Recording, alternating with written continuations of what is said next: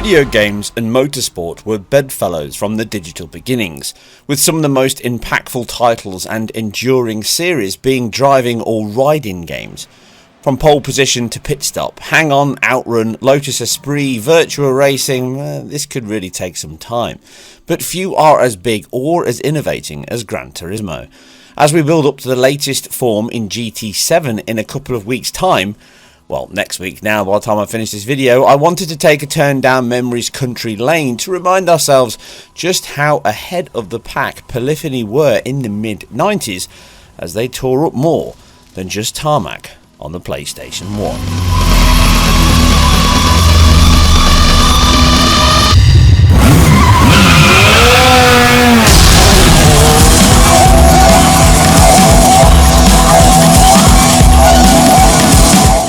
The origins of racing games are almost as old as games themselves. Arcades were the custodians of the technical leaps during the 80s and early 90s. Namco's pole position was a crowd and coin puller back in 1982, being ported to all manner of consoles and home micros, being a title I raced the hell out of from the arcades to the VCS to C64 amongst many others back then. Sega became widely known and loved for many of its racing hits, pioneering the superscalar sprite effects that became popular in the 80s and again burning a trail in 3D with Virtua Racing, a title I've already covered in an in-depth earlier retro video. But by the mid-90s though, the arcade racer was not as big a pull as it once was, with the home console market heating up with a new player.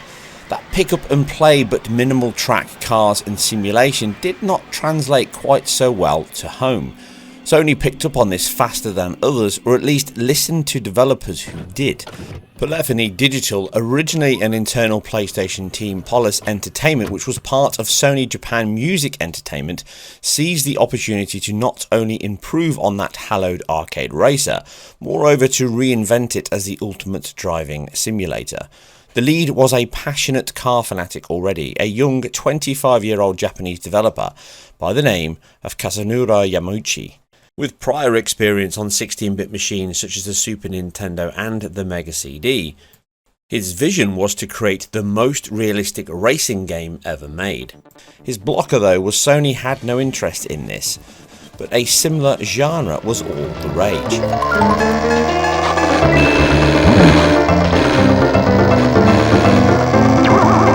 Now, as luck would have it, one Ken Kutaragi was working on something very special, and an equally young Shuhei Yoshida were approached by Yamauchi with a proposal for a racing game, one that was fully 3D but more slapstick than simulation, well on face value at least. This Trojan horse was to be a launch title for the PS1, 1994's Moto2 Grand Prix, and then an international sequel in 96 were actually designed specifically to enable GT to exist. As bright and childish as it looks, it runs on an almost identical engine to that which gave us the ultimate driving simulator. These comedic and slapstick races were more Mario Kart than Monaco Grand Prix, but they provided the foundations to build Gran Turismo, almost in secret. In fact, the development and nucleus was already formed before them in 1992, with pre-production starting before the PlayStation 1 had launched, and the target to push all areas of that hardware in AI, car detail, simulation, complexity, cars, tracks and more, all integral to the very essence of the title. I did the main programming. We take car physics to a new level. For example, if you make a minor adjustment in suspension, a car tilts differently in the corners. Each car is modeled to handle just like its real-life counterpart. We measured and simulated to the degree of millimeters. I know of no other racing game that has gone this far. Come 1996 and Moto2 2 had now shipped, some 4 years into a 5-year total, something totally unheard of back then for game development. The 5 core members were joined by the rest of the studio, still less than 20 in total, now all focused on final production. Approximately 15 strong at this point, led by Yamauchi-san, all rallied to push the envelope on this pioneering racer. Over 140 cars, 11 tracks, a slew of custom settings from suspension, preload, rebound, damping, ride height and much more. Arcade mode was still a necessity, as in Japan and the UK and the US, arcades were still huge and races sat atop that craze. The real start and core aspect of the game though was that Gran Turismo mode, or simulation as it was titled in America. Having to pass your driving test in a Nissan Micra of sorts before you could even set tyre to tarmac in anger was pretty unique at the time. Along with having to buy your very first car before you could even race, normally a second-hand one because you couldn't afford new. This rites of passage has since become a defining signature of the series, progressively testing your skills to build you up and train on the racing etiquette and all of those skills required to compete. Now this was not by chance, as Kazunori was a keen PC gamer and predominantly RPGs, which were huge in the 80s and early 90s. By winning challenges to earn money and build up your garage collection, improve your car and so much more, created a driving RPG that was simply without rival in 97. Kazunori was a car fan then, but has since become a more than competent racer himself. So he pushed hard on this discipline that racing requires, and it made for a game that forced you to earn your stripes and even podium positions in races. This diligent accuracy to racing was a big pull for many of us at the time, as it not only felt deep and engaging to play, but it was compelling and rewarding, with even third places feeling real. I myself was racing at the time, albeit motorcycles in the real world, and I really appreciated the accuracy they put in here to build up slowly. The punishment of losing always taught you something, be it the best line for the apex, how soon to twist the throttle, again mirroring the real thing. Again, racing is something you have to pick up, but obviously everything about a race course is all lining up every single corner. One corner will cost you throughout the entire lap, and this game, above many others, teaches you that. You really get a feeling for how that affects the entire lap.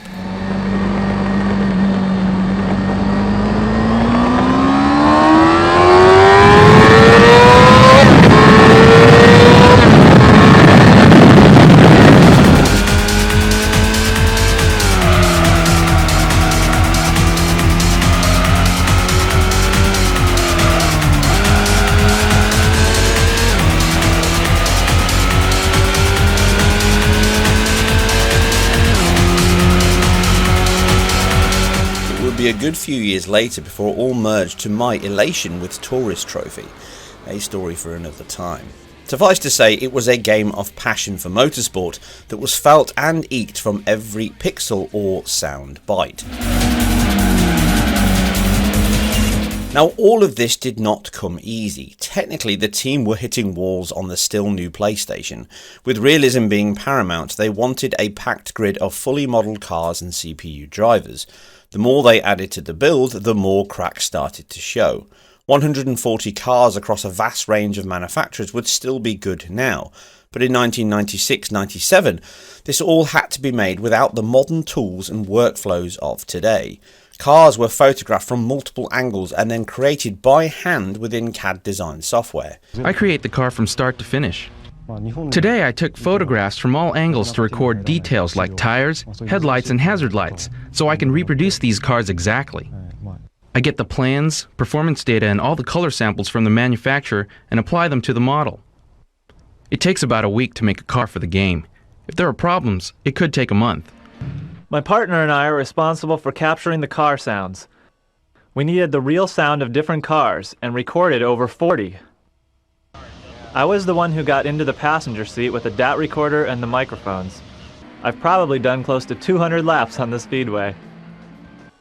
The big challenge was where to put the microphones. One went inside the hood, the other went in the trunk, as close to the exhaust pipe as possible.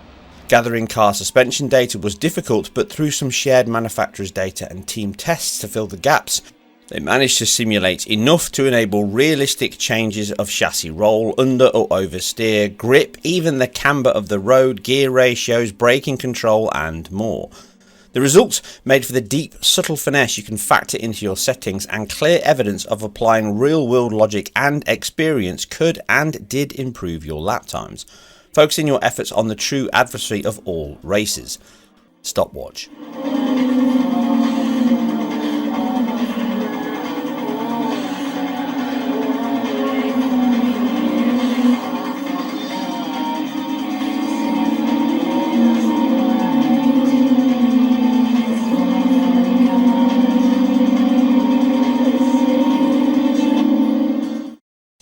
Now what really made the game leap out when it was conspicuously sandwiched within some E397 PS1 B-roll montage was the phenomenal visuals of those car models and the realistic replays.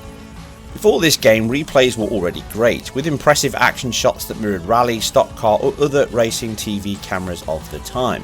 A big title was Microprose Grand Prix 2, with quality here on the top end PCs really looking very good, but literally a generational difference to what you get in Gran Turismo on the PlayStation 1. What set GT apart was the meticulous attention to detail. The chassis and suspension compression, smoke billowing from tyres, those reflections on windows and bodies across each and every one of those modelled cars with vast polygon budgets for the time.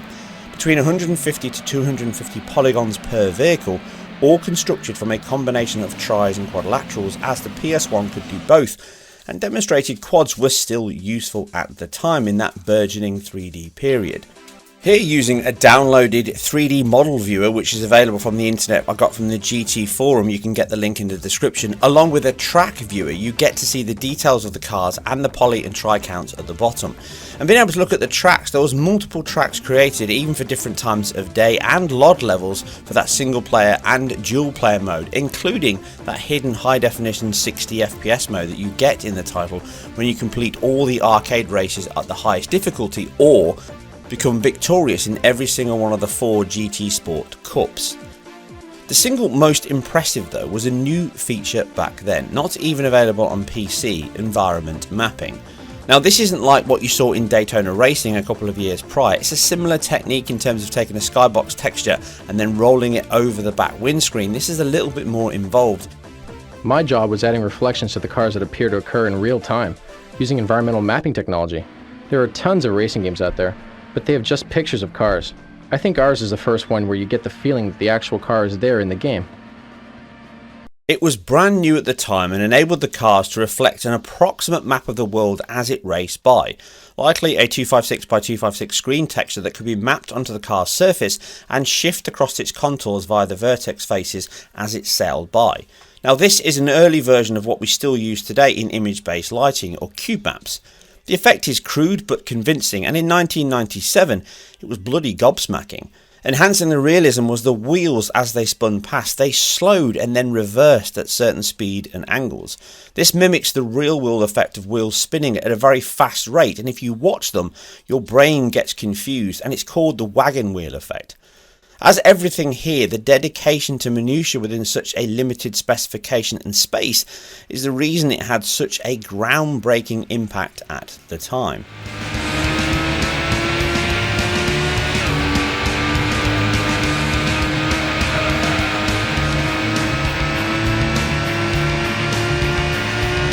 All this was a huge amount to store both in the limited RAM the PS1 had and even the 700MB CD-ROM.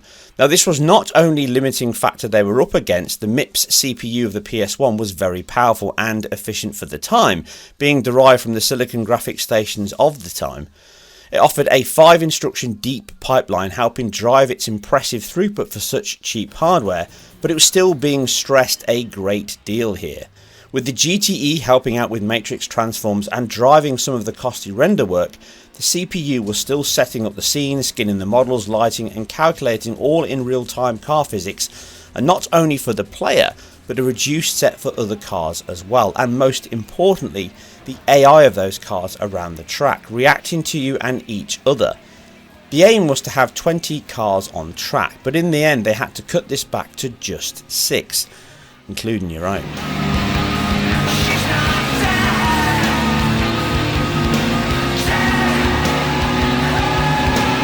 In addition to this, performance was also one that didn't really push the 60 FPS mantra that was commonplace prior to the 32-bit generation.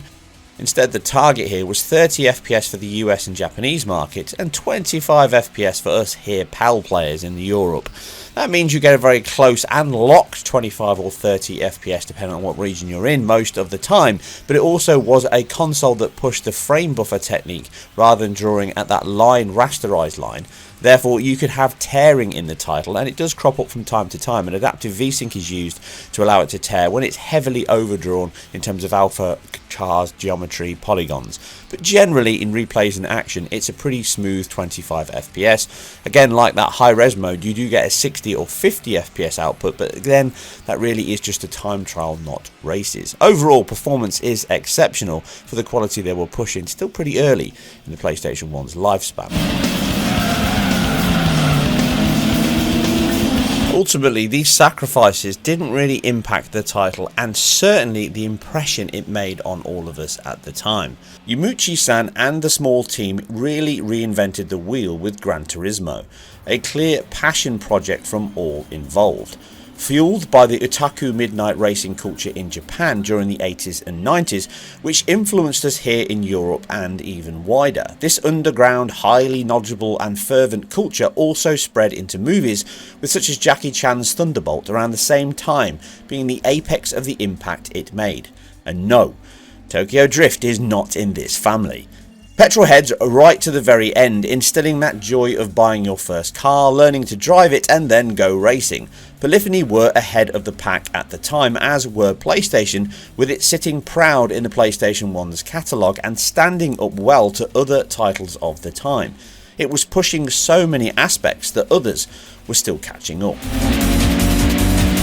I hope you enjoyed this very quick look through the very first GT title on the PlayStation 1, a game that holds a very special place for myself at the time, and I'm sure many of you playing this back in the mid to late 90s. It was a revolution, and the PlayStation console itself is something that really pushed forward a lot of these genres and titles in terms of raising the game and the quality. This happened with the next title in GT2, which I'll be covering more detail if hopefully this video gets enough views to make it worthwhile. What you can do is check back very soon this week, as I have been playing the latest GT7 and have a great deal to discuss on that as well. So this is more of an appetizer to what is definitely the next chapter in Gran Turismo. Remember, if you enjoyed anything I do here and all the work that I do either here or over on IGN, remember I am self-funded and completely independent, so it really helps if you can share, like and subscribe, as all of that really helps my view count here. And obviously leave a comment down below and give your thoughts. Were you there playing GT at the time?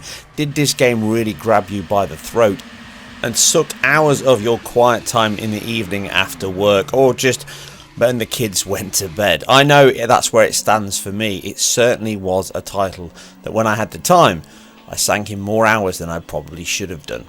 Please do leave your feedback below if you like these shorter condensed videos or longer one with more detail. I really am trying to find the balance with these retro videos. Anyway, I'll leave you with a touching car story that we can probably all relate to in some way, shape or form. Kazunori's achievement in Gran Turismo's car registry. I'll catch you on the next one. I put the best car I ever owned in the game. I bought it just after college, a Nissan R32 Skyline GTR. Unfortunately, in real life my car passed away after a huge crash. I feel like crying when I see it in the game. I was taking a turn at 130 miles per hour and tail slid 300 to 400 yards, bouncing rail to rail. When I finally stopped, the entire piece of the car in front of me was gone.